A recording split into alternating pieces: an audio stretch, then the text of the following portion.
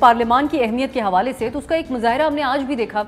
आज joint session था parliament का, जहां पर सदर मुमलिकत आरिफ अलवी ने खिताब किया और उन्होंने अपने खिताब में ख़ास तौर पे किसी सियासी मामले को ख़ास टच नहीं किया। अलबत्ता इलेक्शंस के ऊपर ज़रूर उन्होंने कहा कि साफ़ और शफाफ होने चाहिए, लेकिन ज़्यादातर बात करते रहे वो सैलाब, माहौलियात के हवाले से, निज़ाम तालीम, सेहत, इन चीज़ों के बारे में। लेकिन इस दौरान भी कोई अच्छा एक मामला नहीं नज़र आया जब हुकूमती अरकान वहाँ से उठते रहे। ख्वाजा आसिफ साहब से किसी ने पूछा, उन्होंने कहा कि आप लोगों ने सदर के खिताब के दौरान, क्योंकि जॉइंट जो सेशन होता है और उसमें सेनेटर्स PTI के, उन्होंने तो शिरकत नहीं की, वहाँ से भी गैर संजीदगी का आलम नज़र आया और दूसरी तरफ गवर्नमेंट की तरफ से भी एक एहतजाज उसके ऊपर जारी। ख्वाजा आसिफ साहब कहते हैं कि इन्होंने ही तो असेंबली तहलील की थी, तो हम क्यों इनका खिताब वहाँ पर सुनते। बेशक सदर मुमलिकत के इससे पहले कुछ एक दो इस किस्म के इकदाम ज़रूर रहे, लेकिन इस मौके के ऊपर ये बात बिल्कुल ऐसा लगा कि पार्लियामान को कुछ संजीदा नहीं लेता है। आमिर ज़िया साहब, ये जो इस्तीफ़ों की वापसी की बात किया, इस्तीफ़ों के हवाले से जो मामला PTI ने उठाया हुआ है, आपकी नज़र में अब क्या चाह रही है PTI से इस सिलसिले में? मकसद क्या था इस्तीफ़ों का? एक नैरेटिव, साजिशी बयानिया जो ऑब्वियसली हम पहले बात कर चुके हैं कि उस हद तक दमदार अब नहीं रह चुका है, तो आप समझते हैं कि ये PTI के ऊपर उजागर करता है बात कि वो सिर्फ सड़कों को ही अहमियत देते हैं वहाँ पर एहतजाज करने की, पार्लियामेंट को नहीं, या फिर कैसी रही ये हिकमत अमली इस्तीफ़ों की?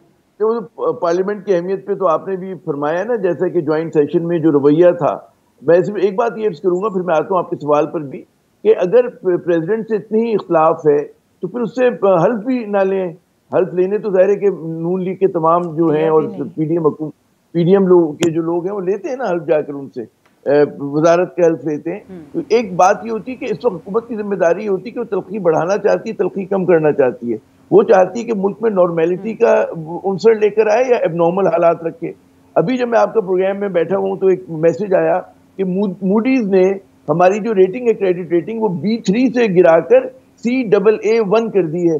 और उसमें उन्होंने कहा जी बड़ा क्रेडिट रिस्क है पाकिस्तान का, और फला डिमका जो पूरा उनका तजिया होता है। तो हालात ये हैं। अब उस हालात में अगर आप मईशत को ठीक करना चाहते हैं तो पहली शर्त होती है सियासी इस्तेकाम लाना। अगर आप प्रोवोक करते रहेंगे और आप कहेंगे कि जी मतलब इस खिलाफ को आप प्रोवोक कर रहे हैं कि जी सड़कों पर आए, और आप उसके ऊपर मतलब है, मैंने जैसे पहले अर्ज किया कि जब आप इनकी प्रेस कॉन्फ्रेंस सुनते हैं वजीर आजम की और मरियम साहिबा की, कल मैंने सुनी तो लगता था कि कबायली और खानदानी दुश्मनी का मजा आ रहा था।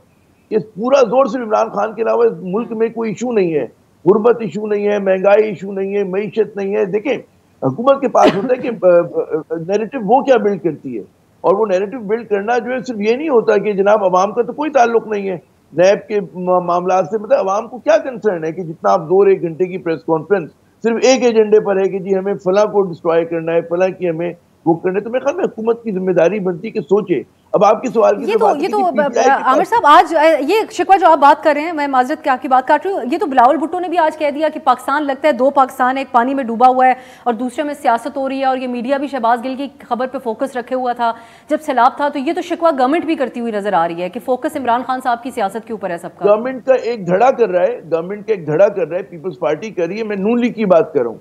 देखिए, असल बात होती है कि वज़ीर आज़म क्या कह रहे हैं और उनका जो लीडर इन वेटिंग है, मरियम साहिबा को जो पोर्ट्रेट करते हैं बाज लोग, मरियम के वो हैं, वो लोग क्या कह रहे हैं। तो वहां से लीड पकड़ते, पीपल्स पार्टी तो माइनॉरिटी शेयर होल्डर है ना। असल तो लायंस शेयर जो है वो तो नून लीग का है। It is a Shahbaz led government, is not Pakistan Peoples Party led government. तो वो लोग जो है टोन क्या सेट करें। दूसरी बात ही मैं समझता हूँ, और मैं समझता हूँ हर पाकिस्तानी की ख्वाहिश ये होनी चाहिए कि जनाब मामला सड़कों पर ना आए, क्योंकि सड़कों पर आ गया तो ना वो जरूरी नहीं कि वो PTI के हाथ में रहे और वो हुकूमत के हाथ में रहे। मतलब कोई भी इम्कान हो सकता है ना कि PTI कामयाब हो सकती है, PTI नाकाम हो सकती है, या फिर कोई ऐसी सूरत हाल खुदा ना खास्ता जन्म ले, क्योंकि लोगों में गुस्सा बहुत है, मायूसी बहुत है, डिस्कॉन्टेंट बहुत है, महंगाई है, सैलाब है, उनको इत्मीनान नहीं है अपने इदारों के ऊपर, पार्लियामेंट समेत। तो पता नहीं क्या हो जाए, और हो सकता है कुछ भी ना, हमारा खर्चा बेबुनियाद हो। तो ऐसे हालात में जिसको एवर्ट करना है, और मैं समझता हूँ कि PTI जो है वो इसको बतौर प्रेशर टैक्टिक ज्यादा अभी तक यूज कर रही है। और उसकी मेरे ख्याल में ख्वाहिश यही होनी चाहिए कि सड़कों पे आए बगैर जो है मामला हल हो जाए, कि कोई ऐसी बीच की राह निकाली जा सके जब PTI को कोई इस बात की यकीन दहानी कराए कि जी इलेक्शन कब होंगे, जो भी उनके कंसर्न हैं, किस तरह से आप मिडिल ग्राउंड पे लेकर आते हैं मुझे नहीं पता। वो तो खैर इदारों की, हुकूमत की जिम्मेदारी है कि वो कहाँ पर बैकडोर डिप्लोमेसी करते हैं, क्योंकि तसादुम जो है वो हुकूमत की, मैं बात नहीं कर रहा, पाकिस्तान को सूट नहीं कर रहा आजकल। इतनी खौफनाक सूरत हाल है। आप कराची की सड़कों पे लोगों से बात करें, पंजाब में मेरा जाना हुआ 1-2 जगहों पर अच्छे हालात नहीं है। तो PTI इसको बतौर प्रेशर यूज कर रही है, और मेरे ख्याल में इमरान खान के जहन में भी एक होगा कहीं ना कहीं ये चीज कि मैं अगर सड़कों पे निकला तो वो एक लास्ट कॉल होगी और वो ऑप्शन जो है वो किसी भी रुक जा सकता है।